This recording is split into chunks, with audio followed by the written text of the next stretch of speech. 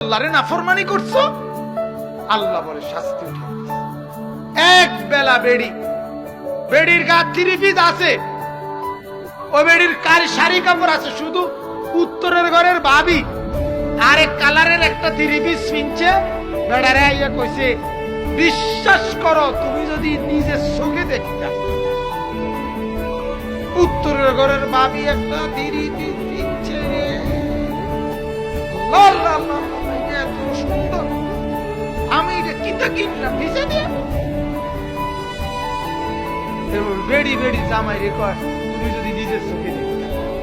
দুই বেড়ি নিজে আরেক বেড়ি রে দেহাইতে বললা দাওয়াত দিতেছ, বেকুব তোর বাতরান দেখে। যদি হেবিডি রে ভাগ্য যায় তোর জামাই, যে যখন হেবিডি রে বেশি সুন্দর লাগছে তো তুমি বাদ দাও। কথা বোঝেন না? তাহলে এটা তো কোনো ইমানদারের কথা হইতে পারে না। তো এরকম আপনার দেখা গেছে ওই অভাব, ওই এবারে হয়তো কইলো না আমি পারতাম না, হ্যাঁ আমার পক্ষে সম্ভব না, আমি একবার কিনে দিছি একটা তোমারে, আবার হেবুডিকটার মতো আরেকটা কিনতে পারতাম। সংসারে যা করলাম এই অজাতের ঘরে,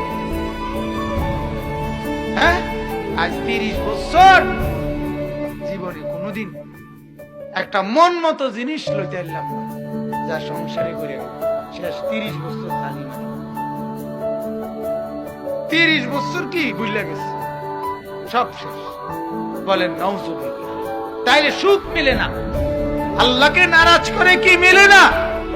যে বিবিরে টেলিভিশন দেখাইছেন সুখ মিলে,